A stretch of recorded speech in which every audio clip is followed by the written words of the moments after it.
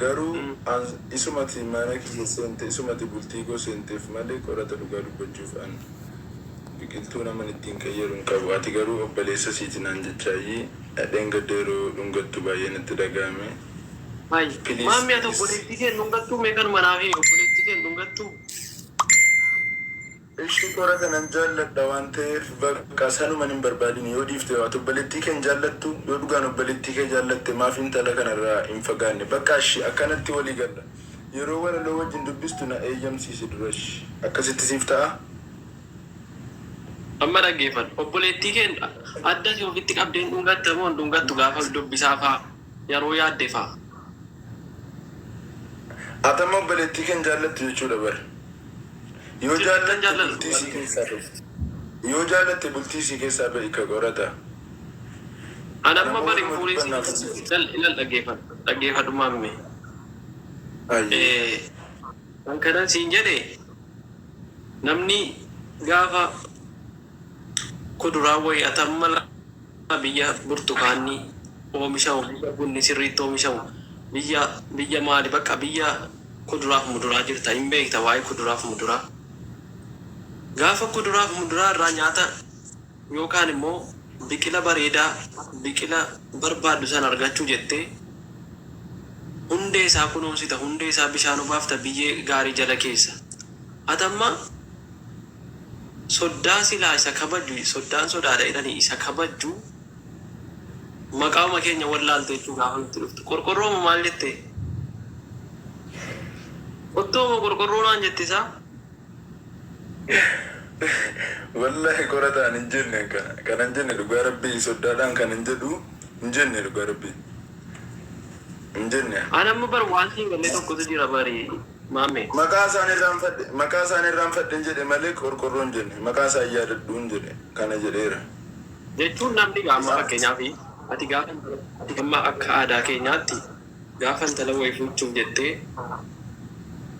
jalqaba maatii si iyyafatta nama akkamii akka taate maatii iyyafatta maatii bartaa inni kun obboleessa siitii akkas walumaa galaa ani intalan fuudhin hin jenne sirkatti hin qabne laa wanti sii galuu qabu.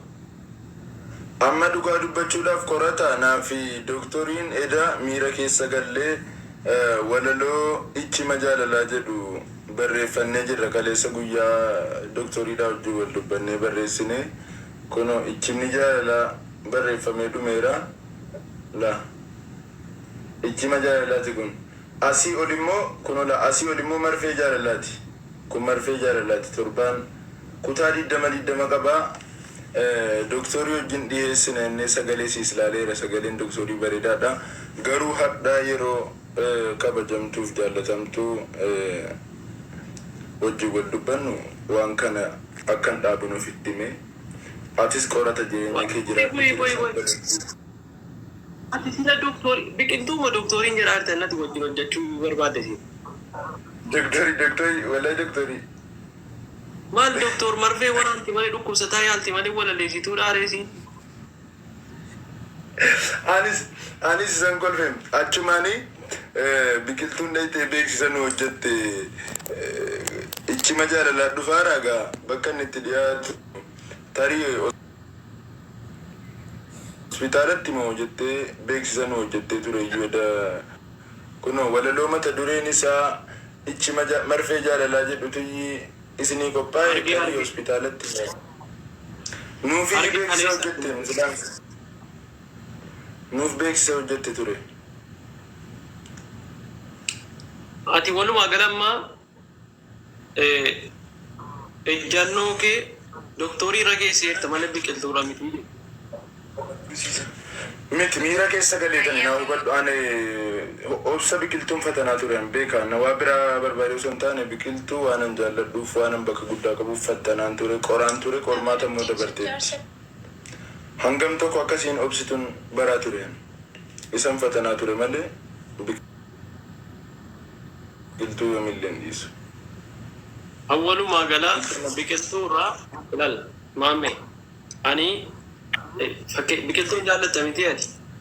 Qoy wal dubbannaa qorata yoo dhugaa wal dubbanne ati obboleessa guyyaa keessaa obboleessa walii taatanii obbolummaadhaan wal qabattan malee obboleessa obboleettii haati kee sii deesse. Dhugaa dubbachuu fira. Laal kanaafuu shakkuun qaba. Ani ilma namaatiin hin shakkaa bara obbolummaa kana guyyaa keessaa obboleessa taatan malee haati tokkos hin deenye abbaan tokkos hin deenye. Kanaafuu shakkuu ani ilma namaati akkan itti shakkuun dhiisu. Shakkuun dhiisuan. Maammee ilaal ati na jabeeffatu laal. Ilaal na jabeeffadhu wayiban siin jedhe dhaggeeffatu. Amma qurbii biqiltuu hundi na jabeeffadhu wayiban siin jedhe. Yoo ati na jabeessiti ani siin jabeessa. Sigalee dhugaa dubbatu. Gabbara fidin jenne bare. Akkas taanaan suman fuudhee jiru. No gabbara fidin.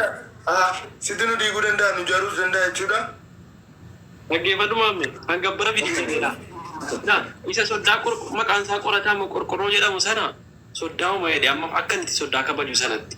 Sigalee anammoo warra sodaa akkan itti kabaju argiteettamti. Maqaadhaan waamu soddaan jedhati immoo maqaa koonarraa mulqitee qorqorroo isa kachi jedhu yeroo roobni roobe sana yeroo cabbiin itti bu'ee faa iyyuu sanatti nama moggaafte. Amma wanti sirraa eegamu tokko ani nama gaarii nama bareedaa tokkon barbaadaa fi malee ofiin fuudhu barisi. Silaatti na jabeeffachuu qabda bara. Intala qabee fidiyaasiin sirka nama meeqa harkaan buuse beektaa? Nama baay'ee harkaan buuse bara. Utuu isaan harkatti ammoo matanu inni kunis inni baala. Qorata bar multiimiidiyaa irratti hin bayne malee bar duraanis wajjuma haasa'a irra bar biqiltuu amata tokko dura wal beeyna doktooras amata waggaa tokko dura wal beeyna. Bari barbaade doktora gaafachuu dandeessaa. Waggaa tokko dura wal beeyna doktoras biqiltuus. Asitti jireenyi wal yaabe gaalaal dhaggeeffadhu dubbiin asitti wal yaabe. Dhugaa dubbachuuf doktoriin gadda maal jettu beektaa? Maammee kana hin beeku asuma irratti reefin baraa jiraa jette. Na sodaatti ta'e waan isaan beeku. Si kabajji waan ta'eef si sodaatti ta'uu mala garuummoo doktora duraa wal beekna warri eda laayivii irra ture dhaggeeffateera. Matammoo waa'ee doktoraa dagadhu waa'ee biqiltuutti deebii doktoraa waliin beektan waliin beeknu jedhi. Rakkoon qabu walaloo kutaa 40 barka wajjiniin doktorii naxannaatee wajjin dhiyeessuudhaa ture nuti. Ichimni jaalalaa tokko hamma 20 marfeen jaalalaas tokko hamma 20. Nu miidhama jaalalaa hojjenne ichima jaalalaa hojjettu maal jechuudha waa biraallee hojjedhaa ka. Isin gubaa jaalalaati keessan. Nu miidhama jaalalaa hojjenne waan ta'eef isin waa biraa hojjedhaa yoo ta'e illee masaanuu hojjedhaa yookaan immoo isin jaalladhu walaloo jedhu walaloo jibba hojjedhaa nu walaloo jaalalaa hojjenne waan ta'eef. Naafi biqiltuun himaa jibban dubbannu yoomillee garuu naafi doktoriin dhiifnee irra kama bakka itti dhagaama jedhee waan ayyaadeef dhiiseeraan. Nan sodaadhe. Ituu doktoriin qabde immoo lammata ija jaraa laman jaraa iyyuu argitu beeki. Biqiltuu silaafis xawwan waadde jedhamta bara. Anama idiyaa rafaa yeroon galu ni kaa'ee dadheen deebi'an biqiltuu. Baasii tokko malee anatu ni kaasii godhaatuuf sirreessiidha bara amma. Soddaa jedhi laana kabaji. Ani siin kabaja. Akkasii bara. Haa ta'u. Yoo wal kabajne anamma ilal anarraa fakkeenya fudhan. Soddoota biraa yeroon soddaa koo arge. Koomentii jalatti yeroo isaan koomentii wayi barreessan akka waan dhakaan gurguddaa wayi asirra taa'aa jiru natti ulfaata waa. Sagalee ol qabee naasa'u. Sii galee. Soddaan sodaadha jedhee bara Oromoo. Kanaafi intalli keetu maati amma of sirreessiidha. Sin dhowwanne bara of sirreessin jedhe malee. Maqaan koo asirratti jedhe malee. Dhugaa rabbiif biqiltuu fatanaan ture malee qoraan tureen maaliif jennaan nama lafatti wal amanitu muka wajjin iyyaabaa. Sababnis an siluma karooran qaban gaafan jaalallee baafadhu kabaleen laala arrabseen laala dhaheen laala yeroon dhahee yoo siin dhattee kan obboleessa siinatti fiddee na tumsiiftu taate nan dhiisa. Kabaleen laala yeroon kabalee yoo siin immoo kan isiinis na kabaltu taate nan dhiisa. Arrabseen laala yoo siin kan na arrabsite nan dhiisa. Garuu biqiltuu waa hunda godhee laaleera jechaan tuqee laaleera. Sin barbaadu jedhanii laaleera. saditti si keera jedhanii ilaaleera isin garuu waa tokko hin dubbattu kanaafuu biqiltuu yoomillee filadhu. Intala gaafan guddisuu eegadu gaafan harka dhuftu fuula dura kanaan akkuma koo kana waa tokkotti daa'ima tokko toloolooma kanaan gadi baate akka koo kana. Burtukaanni appilii minaaminiin hin loomii minaaminiin jedhamu hin jiru gaafa natti dhufu daa'ima jechuudha.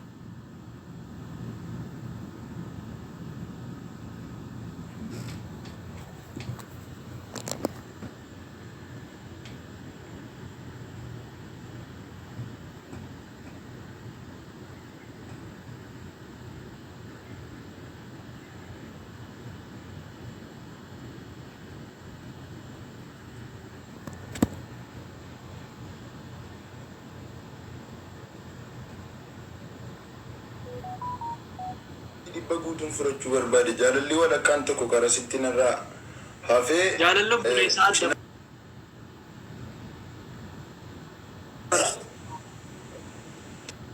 isuman hin barbaadin ishii sa'aatii hunda akkanaa kennitu barbaade yeroo sii guutuu akkanaa kennitu hin barbaade walalicha akka fu barbaadde ati walumaa gal naaf gale dubbiin bara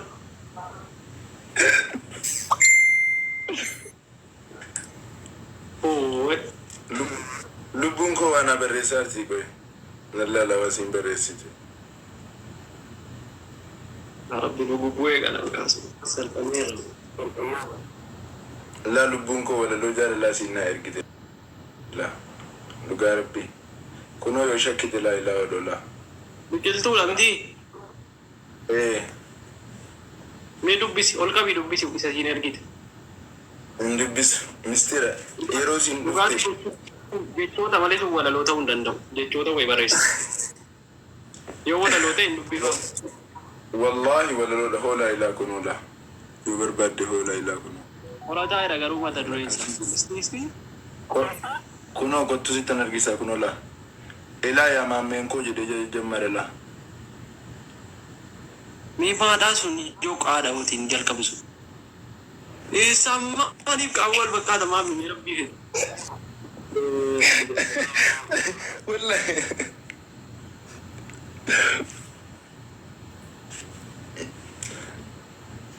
wallahi lubbuu koo walaloo akkana namatti tolu takka argeen beeku wallahi baay'ee namatti tola dubbifni bara dubbifni reefuma dhufa hin taatela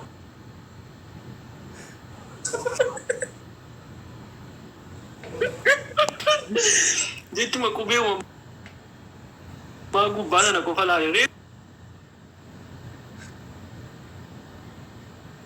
fayda la wala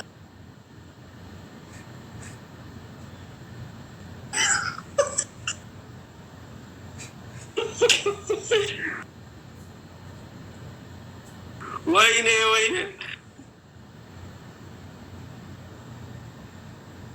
ay pikir tu adam tu wallahi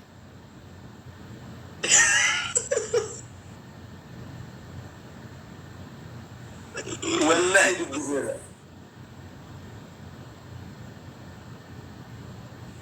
wallahi dubbiseeraani wallahi dubbiseera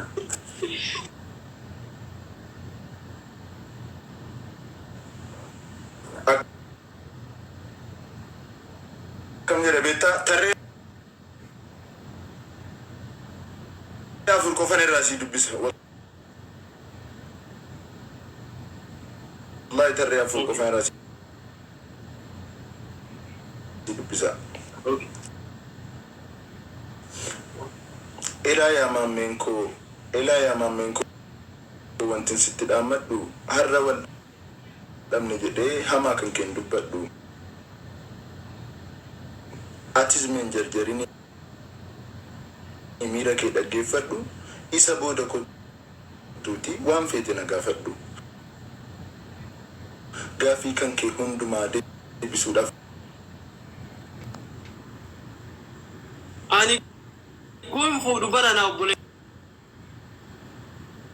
ittidha yoo akkamuu ta'e jaalala obbolummaa walitti qabna malee jaalalatti garaa tokko keessa wajjin turre way walitti qabna malee jaalala eessa akkas ta'e gaafiin si gaafadha gaa warraaf abbaa manaan yeroo ilmoo argatan maaliif ilmoon kun yeroo guddatte maaliif kilaasii biraa ijaaruuf of bira maaf hin bulchine ilmoo isaaniiti yoo akkasiin ayyariin qabneef miti akkasiin jaalala jira waan yaadachiifte sababa jarri wal biraan bulchineef sittaniif of biraan bulchineef qayyaruuf ammoo no qayyaruu miti dhugaa dubbachuuf seenaan addaan nagaanis akka kee kana guyyaa tokko gaafadhe gaaf tokko iyyii Mangistuu jedhama maqaan abbaa mucaa daa'imaa sun. Haati immoo Addis Ababaa jedhamti. Addis Ababaa jedhamti. Achumaanii mucaan kun tarii gaan guddate bare beektaa isaati biddeen toshitu baargeemmaa maalli kun jedhe. Jennaan daa'ima waan ta'eef dubbii harkaa gatu jetti Addis Ababaadha jetti. Maqaan isaa Addis Ababaa dhaqee ijoollee maqaan isaa Addis Ababaadha jetti. Achumaan mucaan waa bareera gaalaan duruu isaan bira bula. Abbaatti deemtee himtee lammata mucaan guddateera mana oolchinii waa bareera fudhuu bakka loon tiksitu kana deemii jetteen. Jennaan abbaan ilma kana fudhatee shurruutti godhatee asirratti mudhiitti hidhatee egaa isaa haadha manaa isaa qofatu mana jiru muka kana yaabeennaani mucaan asii ol ilaale abbaan sun maanne beektaa ammas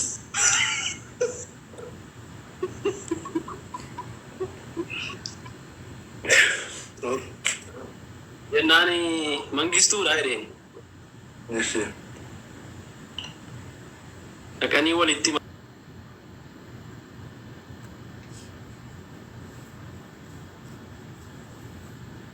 mucaan inni qabuu dide gaa maatii wajjin rafee bare waan ta'eef hirribni qabuu dide tarii waa sossokoo sinaan jedhe mucaan golgee kana maal jennaani Mangistuu Addis Ababaa gabbaa jedheen beektaa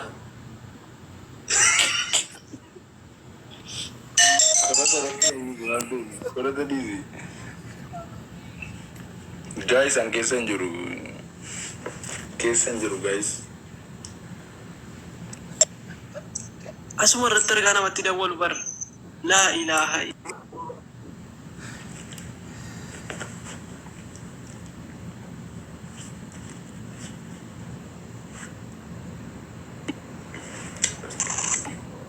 maammee koo kanaafi ijoolleen daa'imni bakka biraa bulchamuun yeroo siin adaba dhabde yeroo siin guddattee of bartee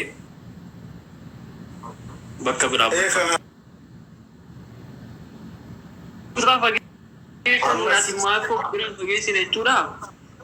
akkasin jenne piliis ammas naafi biqiltuun hadhaa fi borkeessaa adda ba'uun ollu yoo ati nu hidduu jiraatte guyyaa walaloo dubbiftu torbeetti yeroo tokko siif kennina guyyaa sana al tokko walaloo qofa wajjin jettanii akkasin barbaadean innis illaa bira teessanii dhugaa dubbachuuf immoo baay'ee wal ilaal dhugaa dubbachuu fi erga atii fi siinfaa walitti dhiyaachuu eegaltanii ani yeroo keessaa kenne isiin akka duriitti sitti dhiyaataan jirtu ani koo maammee jabeeffadhuun jedhaaniira waa hundaanu gara hundaanu sii galee akka titti na shakkitu atasii na shakkitus anasii akkasii yeroo hunda sii dawwaltu akkasii yeroo sii biratti dabarsitu kan haala mijeessee gara keetti ergaa jira.